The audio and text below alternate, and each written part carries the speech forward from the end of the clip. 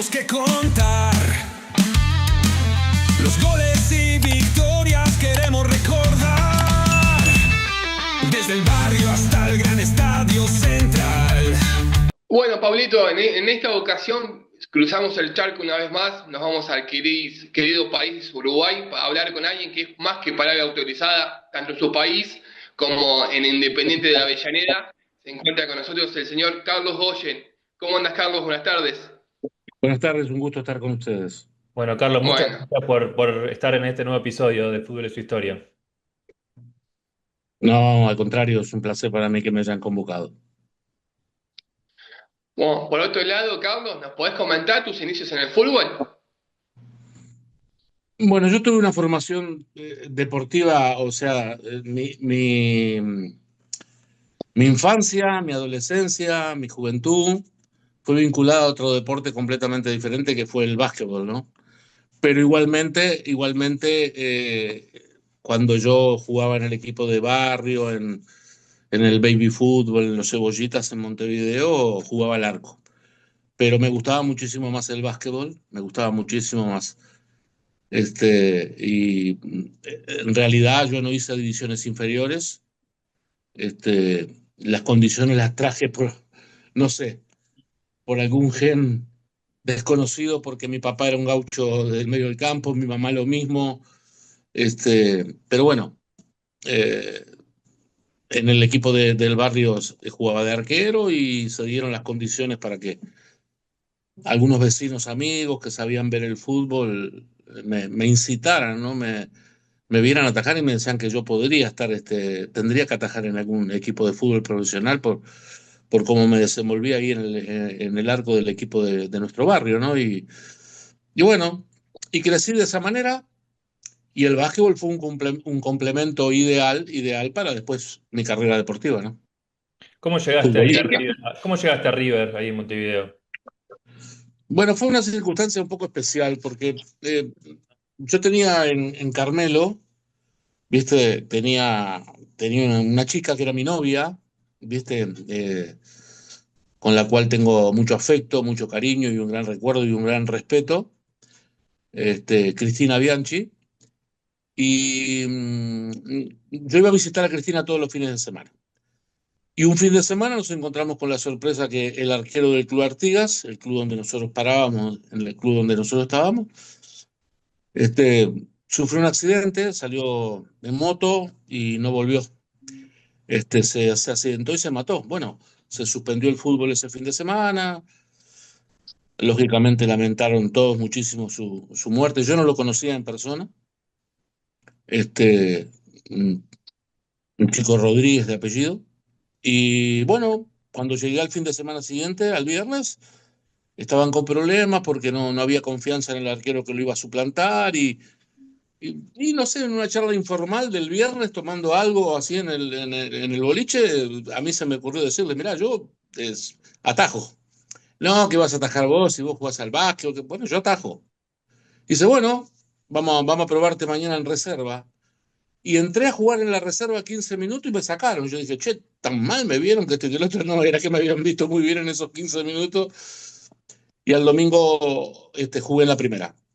Jugamos contra un equipo importante de la Liga Carmelitana, Nacional de Carmelo, y el arquero era Walter Taibo, un legendario arquero de Peñarol, de Nacional, campeón del mundo en el 66 con Peñarol, en el arco con Mazurkiewicz, y él oficiaba de arquero, tenía 40 y pico de años y oficiaba de técnico de ese equipo. Jugaba como arquero y también lo dirigía. Y cuando termina el partido, bueno, anduve muy bien, fui la figura del partido, terminamos 0-0 y él se apersonó a mí y me dijo, mirá, dice, bueno, no es para que estés jugando en una liga de campaña, en una liga del interior, dice, esto es para los viejos, para los retirados, para los chicos de acá del pueblo. Dice, vos estás para algo mejor, dice, mira, yo estoy por agarrar River de Montevideo, me gustaría que fueras mi arquero, me gustaría que vinieras a River. Y bueno, me mandó a buscar por el hijo, que era rival mío en el básquetbol en Montevideo. El hijo jugaba en Capitol, yo jugaba en Estocolmo, y un día tocaron timbre en casa y era él que me pedía que mi padre que quiere hablar contigo. Fui, hablé y al otro día estaba practicando en River y ya al mes y medio yo estaba debutando en la primera división después de unas cuantas prácticas. Así que no hice inferiores, no hice absolutamente nada. ¿Y a qué edad debutaste y cómo fue ese proceso? Si tuviste que mudarte, ¿cómo fue esa No, no, transición? no, no, no, no, no, no, porque viví en la cancha de River, yo soy del barrio del Prado, la cancha de River a 10 cuadras, sin problema. Si bien River es el equipo que le dicen los darceneros por la dársena de la aduana de Uruguay, de la bahía de Montevideo, el equipo se mudó al barrio del Prado hace ya muchísimos años, ¿no? Más de 60 años que se mudó al barrio del Prado y justo, bueno, el barrio donde yo vivía. Está la cancha de Wanderers, que era donde jugaba Francescoli, está la rural del Prado, que es donde se hacen las fiestas rurales, o sea, las exposiciones ganaderas, Mm. como acá en Argentina se hace en Palermo, y la cancha de River. A River y a Wander lo divide la rural del Prado. Bien. Y, y bueno, y fue una linda experiencia porque saltar de un deporte a otro, y bueno, yo quería combinar los dos deportes, pero no lo podía hacer, era muy agotador, aparte, al ser profesional era muy distinto ahora, al ser profesional en fútbol ya no podías estar jugando otro deporte amateur, ¿no? Como el básquetbol, en ese momento el básquetbol en Uruguay era completamente amateur. Mm. Por otro lado, Carlos, me gustaría saber a mí a cuál arquero admirabas vos de chico y cómo era en ese entonces, estando en River, jugar con otros equipos importantes como Nacional y Peñarol, por ejemplo. Bueno, vos sabés perfectamente que el equipo más popular que tiene Uruguay, el equipo que convoca más gente y todo, es Peñarol. Eso es indudable, indudable. ¿Sí? Después está el otro equipo, que es Nacional, que son los dos equipos más grandes del fútbol uruguayo. Mm. Eso no hay ninguna discusión.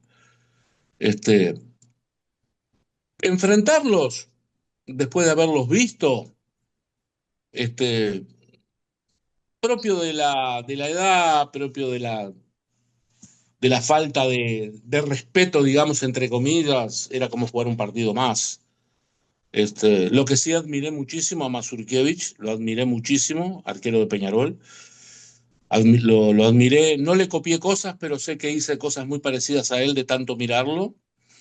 Después hubo un arquero en Nacional que fue compañero mío en la selección, como Rodolfo Rodríguez también, que era un arquero destacadísimo, que después triunfó en el fútbol brasileño. Este, pero bueno, yo crecí en una época donde vi grandísimos equipos de Peñarol, de Nacional. O sea, yo vi el mejor Peñarol de la historia, que fue Peñarol de 1966, el que le ganan la final a River 4-2 de la Libertadores. Después vi el Nacional de Artime, de Nacho Prieto, de Celio Taveira, de Manga, el arquero, que fue un equipo extraordinario. Crecí mirando ese gran fútbol. Y después, bueno, tuve la suerte de enfrentarme, ¿no? Con algunos de ellos llegué a enfrentarme. Yo llegué a jugar contra Luis Cubilla. Luis Cubilla es el único jugador del fútbol uruguayo que salió campeón con los tres. Mm. Fue múltiple campeón con Peñarol de todo, de América, del mundo, de Uruguay varias veces, y volvió a Nacional en el año 71 y fue campeón también uruguayo, de América y del mundo. Después fue a Defensor de Montevideo para terminar su carrera, ya veterano, y salió campeón, terminando con una hegemonía de la historia del fútbol uruguayo, que siempre eran campeones Peñarol y Nacional, ¿no? Claro. Y por otra parte, Carlos, vamos a ir a un club que marcó tu vida, tu carrera futbolística, que es Independiente. ¿Cómo surgió ir al Rojo de Avellaneda? Bueno, el interés o sea, yo estaba a punto de pasar a Peñarol, que me comprara el pase, me había reunido inclusive con Dino Sani, con el técnico, y estaba todo acordado. Pero el presidente del club, don Castro Quintela, ya no está entre nosotros, ¿no? No quiso, no me quiso vender ni a mí, porque vendía a otra figura del equipo que era Victorino, se lo vendía a Nacional, entonces dejaba el equipo muy diezmado.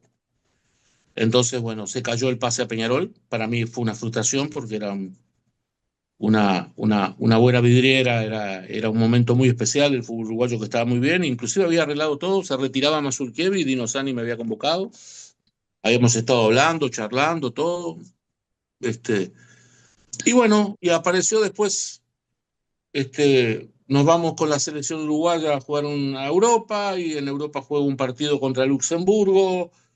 Tengo la suerte de andar bien, me ve don Julio Grondona, se arrima al vestuario. Era un partido que era por un congreso que había de la FIFA. Entonces, justo jugó Uruguay y Luxemburgo y Grondona estaba en el estadio. Bajó y, bueno, me dijo si no me gustaría ir a jugar a Independiente. Independiente estaba tras un arquero, que habían llevado otro arquero, un compatriota mío, Fossati, pero que ellos querían otro arquero. Y le dije, mire, da la casualidad de que el presidente de la delegación justamente es el presidente de mi club, hablen con ellos. Y ahí se empezaron a gestar las condiciones, volvimos al Río de la Plata y a los 3 4 días sonó el teléfono en el club y era Grondona diciendo que viajáramos para arreglar todas las condiciones y ahí se arregló con los dirigentes nuestros y con Pedro Iso y recuerdo Carzuaga, que era el tesorero de Independiente en ese momento, ahí arreglaron las condiciones. Se había puesto un poco duro la cosa porque Pedro Iso, quien era presidente en ejercicio de Independiente, en lugar de Grondona, que ya estaba en FIFA, no quería el plazo definitivo, quería que fuera préstamo y llegó un momento que llegó Grondona a la reunión y dijo, ¿qué pasa? Que se demoran. Y Pedro Iso le dio la explicación y dijo, no, hay que comprarlo.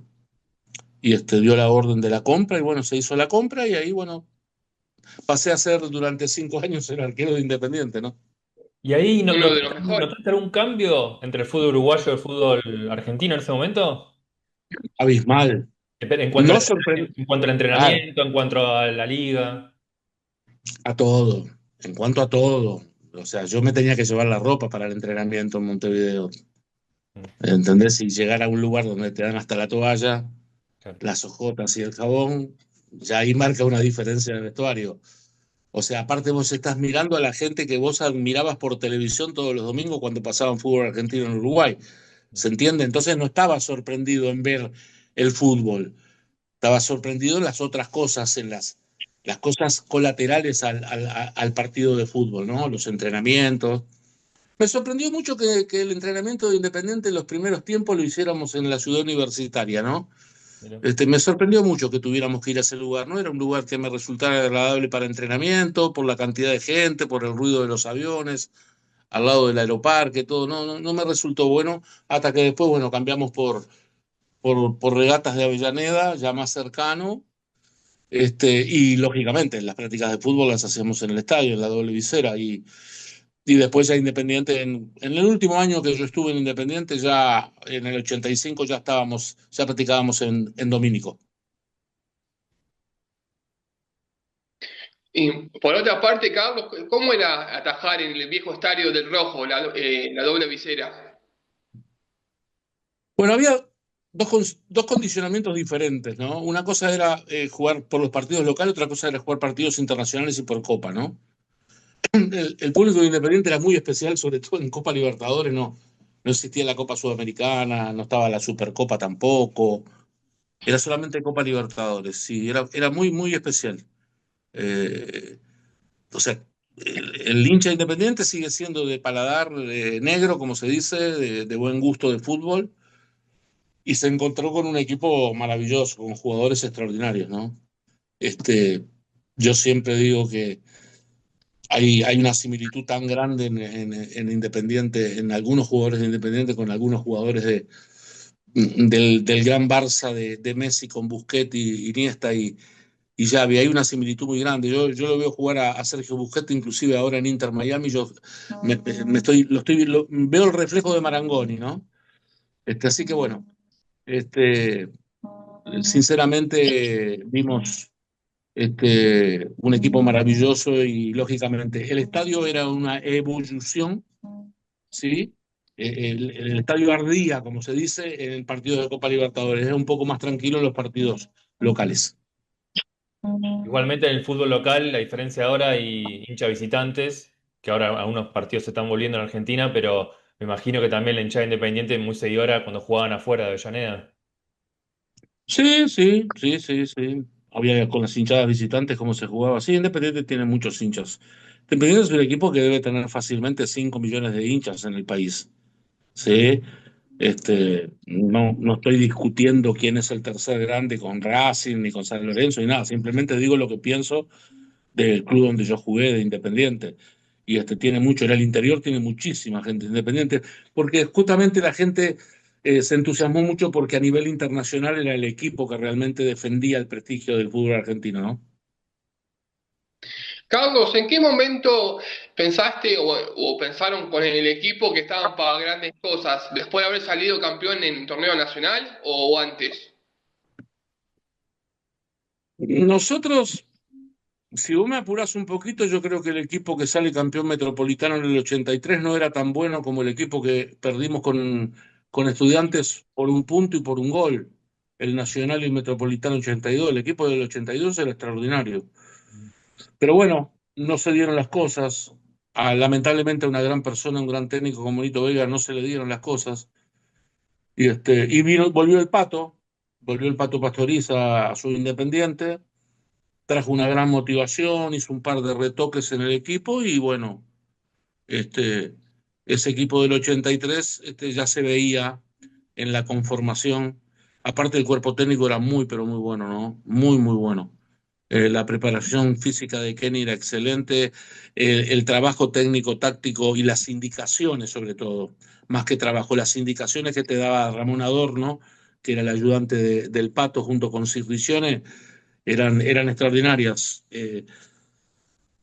Te cuento, el partido maravilloso que jugó Independiente para salir campeón de la Copa Libertadores contra el Gremio en Brasil, lo gana la condición técnico-táctica que implementaron en la charla, ¿no? Porque nadie pensaba que iba a jugar Buffarini marcando a De León, que era el zaguero central de ellos, que tenía que ser al revés la historia. El 6 marcar al 9, no, el 9 marcó al 6, y nosotros ahí empezamos a ganar el partido. Claro, ganaron de visitante, partido de día. El partido de ida de visitante, después empatamos a la vuelta en Avellaneda y bueno, salimos campeón de la última Copa Libertadores, ¿no? Hace unos días se cumplieron 41 años de ese hecho. Ujú. Ya se Pablo, veían. Sí. eh, no te iba a decir, si te parece bien, recordamos un poco lo que fue esa Copa Libertadores que ganó el Rojo en el 84, repasando de qué grupo integró Independiente y cómo fueron los demás partidos, ¿qué te parece? Claro, bueno, el En- formato de la Copa, nosotros para ser campeón de esa Copa Libertadores tuvimos que jugar 12 partidos, ¿no? Lo mm, mismo que se juega ahora, no era que Independiente, bajo el otro sistema, cuando logró algunas Copas Libertadores, después entraba directamente en semifinales por el sistema que había, pero nosotros no, nosotros tuvimos que jugar 12 partidos.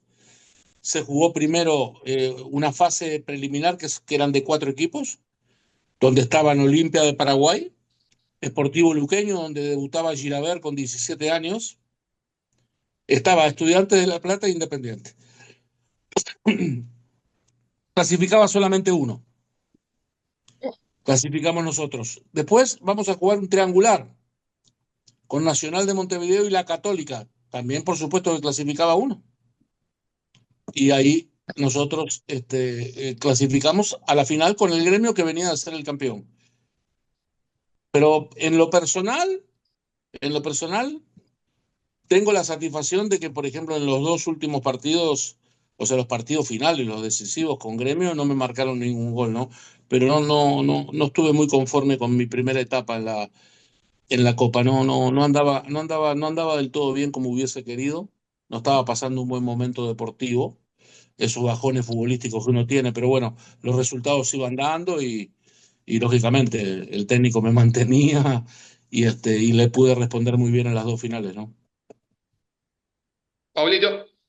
No, y pasando después a la Copa Intercontinental, ¿cómo fue eso? Bueno, ahora se vuelve a llamar Copa Intercontinental, ¿no? En su momento se llamaba Copa Intercontinental, después pasó a ser Campeonato del Mundo y ahora es de vuelta Copa Intercontinental. Este, Se conocía muy poco, no teníamos el privilegio de la tecnología, de la internet, del celular, pero sabíamos que el Liverpool, después del Real Madrid, es el equipo más ganador de Europa Mm. y venía de ser campeón prácticamente tenía una selección europea, ¿no? Tenía escoceses, irlandeses, daneses, tenía jugadores por el ala izquierda, en Alan Kennedy, que era de la selección inglesa, y Kenny Dalglish, de la escocesa, que era espectacular. Del lado derecho tenía a Johnson, capitán, win derecho de la selección de Escocia, y tenía a Phil Neal, capitán de la selección inglesa.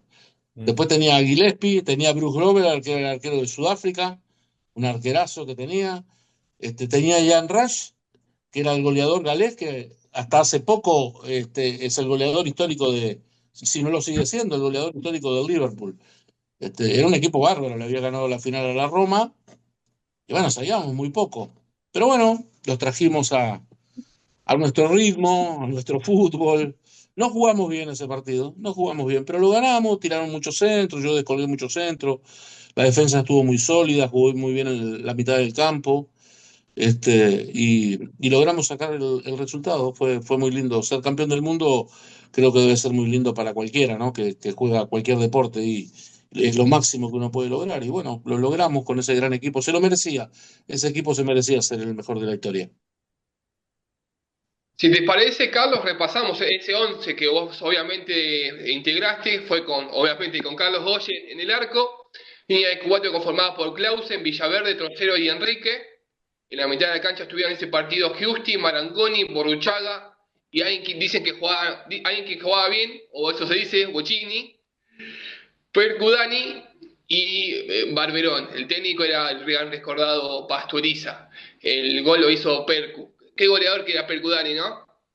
Sí, sí, un goleador que ya se veían en inferiores, era infalible, junto con Reynoso, con Gerardo, con Masachesi, con todos esos chicos. Yo lo recuerdo antes que Nito Veiga tomara la primera división, en el año 81, con el zurdo López de técnico.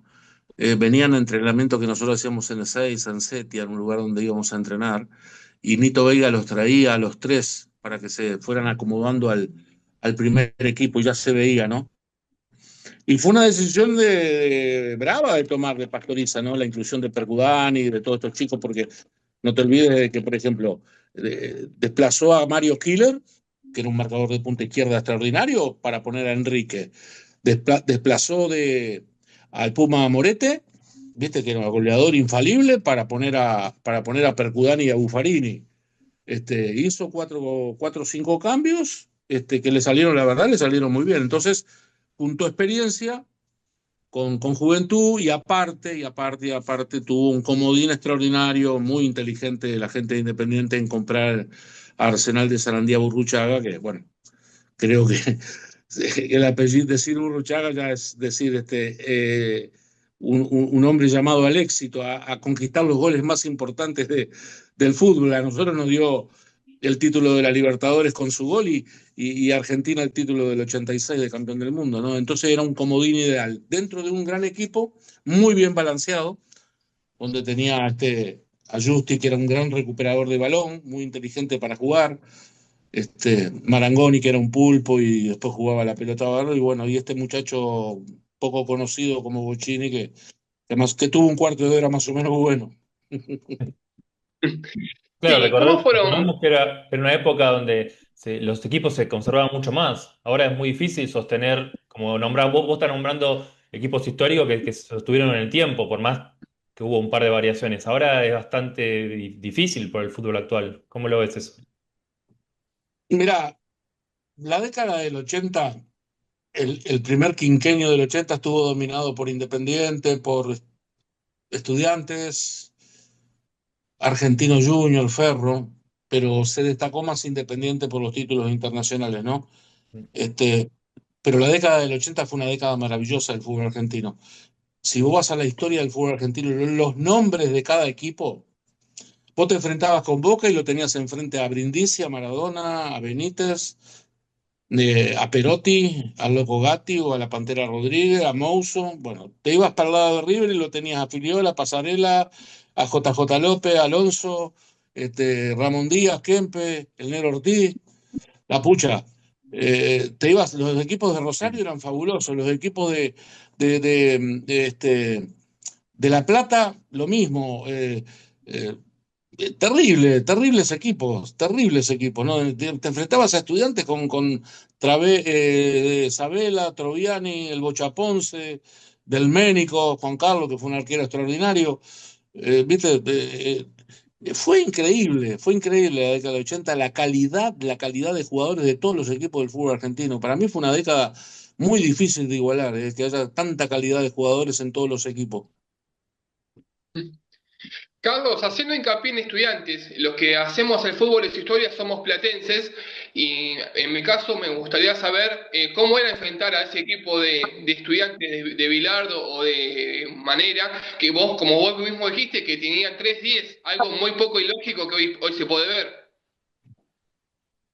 Mirá, eh, ese equipo de Bilardo, después el de Manera estuvo un poquito más diezmado porque se le fueron algunos jugadores, pero el equipo de Bilardo era difícil de explicar, porque jugaba un fútbol tan alegre, tan vistoso, ¿viste? Y para nada mañero, porque Estudiantes se caracterizó toda la vida por jugar al límite de lo posible, ¿sí? Por sacar ventaja, ¿viste? De todo. Así lo veíamos los demás. Pero el fútbol que jugaba y que desplegaba, más algunas otras virtudes que tenía y que la seguía aplicando desde la época de su día, lo hicieron tener un equipo extraordinario. Nosotros en el campeonato que perdemos por un punto, creo que faltaban, era el sistema de 2 puntos por partido ganado, ¿no? Creo que faltaban 5 partidos, 10 puntos a disputar y nos llevaban un punto. Y nosotros decíamos, no, no, se caen ahora en Santa Fe. No, no, se caen ahora contra Racing de Córdoba. No, no, se caen ahora contra Rosario Central. Los partidos visitantes no se cayeron nunca. No, ganamos los 10 puntos los dos y no los pudimos alcanzar. Y después en el que nos gana en el Nacional, nos convierte en 2 goles en La Plata y nosotros le convertimos 2 en Avellaneda, pero nos hacen 1. Y faltando 5 minutos, la gente de Estudiantes invadió la cancha. Nosotros lo teníamos en un arco, ¿eh? Lo teníamos en un arco en ese momento, no es excusa. La gente invadió y bueno, Iturralde dio por terminado el partido, que bueno, quedó ahí en la anécdota, ¿no? Pero eran unas disputas bárbaras, eran unos partidos tremendos. Los jugadores que tenía Estudiante enfrente, ¿viste? Brown, Agüero, Camino, este, eh, Puñali, ¿viste? El Bocha Ponce, un jugador extraordinario. Después yo fui compañero de él en el Junior de Barranquilla, un jugador exquisito, ¿no? Isabela, por favor, la creación de fútbol que tenía Estudiante era maravillosa. Y por otro lado, Carlos, haciendo un asterisco en la Copa Intercontinental contra el Liverpool, ¿cómo fueron los días previos a ese partido? Porque recordemos que se jugó ese partido en Japón, no es que se jugó en Inglaterra o en Avellaneda. Sí, partido único en Japón. También se jugaba la Copa del Mundo más la Copa Toyota, porque era quien organizaba el evento. Ya se venía jugando hacía años ahí. Eh, Fueron 15 días de concentración absoluta, poniendo equipo alternativo en el campeonato local. Nos encerramos en Centro de Empleados de Comercio en Ezeiza y era un entrenamiento pura y exclusivamente pensando en ese partido. Llegamos 7 días antes, nos aclimatamos al horario, las comidas prácticamente no, o sea, yo bajé 4 o 5 kilos de peso por el tema alimentario, pero bueno, mejor, estuve más livianito, pero nos fuimos acostumbrando, entrenábamos tranquilo, en Japón fuimos un par de veces a entrenar en el propio estadio, entrenamos nosotros un rato y después los del Liverpool. Y lo fuimos llevando hasta que llegó la hora del partido y tomamos la responsabilidad. Se hablaba más de afuera del tema de Malvinas porque fue el primer partido entre un equipo inglés y un equipo argentino después de la maldita e inexplicable guerra que hubo. Bueno, y no era una exigencia para nosotros, pero ¿qué íbamos a hacer? Si ganábamos el partido, nosotros le íbamos a devolver los hijos a la mamá de los chicos que se habían muerto en Malvinas. No. Pero bueno, jugábamos por el honor. No, fue un partido de fútbol, para los ingleses lo mismo. Y sí tuvimos la suerte de ganar. Le dijimos, bueno, le ganamos.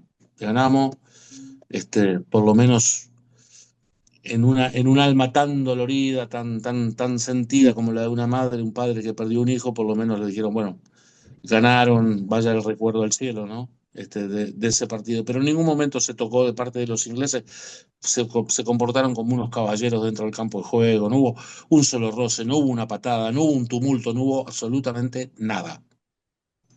¿Y qué recordás de esos festejos tanto de la Libertadores como la vuelta de Japón, la Intercontinental? ¿Qué recuerdo de los festejos? Sí. Bueno, el festejo de Avellaneda fue muy tranquilo, o sea, la gente invadió la cancha, por supuesto, todo, y después cada uno para su lado, ¿no? Después lo festejamos en la pizzería del Pato, pero a los 2 o 3 días. Una pizzería que tenía ahí en la avenida Santa Fe, el Pato, ¿no? Y el de la Copa Intercontinental no pudimos porque teníamos compromiso por el campeonato local. Nosotros salimos campeones del mundo con el Liverpool, fuimos a Hong Kong a jugar un partido a los 3 días y después volvimos y jugamos un partido muy importante con Ferro. En cancha de Ferro yo recuerdo que Argentinos Junior y Ferro se estaban disputando el campeonato y nosotros le jugamos a Ferro cansados y todo, pero bueno, queríamos demostrar que por algo éramos los campeones y era un Ferro muy bueno. Empatamos 0-0. Muy cansados estábamos nosotros, muy cansados del viaje. Empatamos 0-0. Imagínate que bajamos del avión de Japón, de viajar 30 horas, Mm. te das cuenta, y nos fuimos derecho al Hotel Constitución Palace, donde concentraba Independiente. Y al otro día jugamos el partido contra Ferro. Empatamos 0-0 y creo que ese punto ayudó para que después Argentino se consagrara campeón. Y por otro lado, Carlos, ¿cómo fue tu paso por Colombia y el mismo bicho? Lo de Colombia fue algo muy lindo, fue corto, pero fue muy intenso. Eh, Cuando llegué, Barranquilla no es la Barranquilla que es ahora. Ahora dentro de Colombia, Barranquilla parece Miami. Mm. Pero cuando yo fui, no. Me tuve que aclimatar, muchísimo calor, 48, 50 grados todos los días, practicar a las 6 de la mañana. No fue fácil al principio, me costó un poco adaptarme, hasta que después sí empecé a agarrar un buen ritmo, anduve muy bien. Salimos campeones del primer torneo. Después yo recuerdo un partido famoso que jugué contra la selección de Argentina, donde empatamos 0-0. Tengo un titular de un diario que es un recuerdo hermoso. Yo lo valoro más que un trofeo porque el Heraldo, el diario de Barranquilla, al otro día tituló Goyen 0, Argentina 0, ¿no? Y era la Argentina que a los 20 días se iba a consagrar campeón del mundo en México. Claro. ¿Sí? Ya se iba para México. Era el pasaje previo a irse para México a concentrar, para estar ahí en México concentrado 20 días y comenzaba el campeonato del mundo. Y después salió campeón del mundo, que está el famoso dicho que después de ese partido, como habían empatado, se había armado lío en el vestuario y se habían dicho cosas y que esto y que el otro, y que ahí se había arreglado todo y se habían juramentado ser campeones. Bueno, entonces colaboré, colaboré para que sucediera eso y Argentina después fuera campeón. Sudor y esfuerzo, todo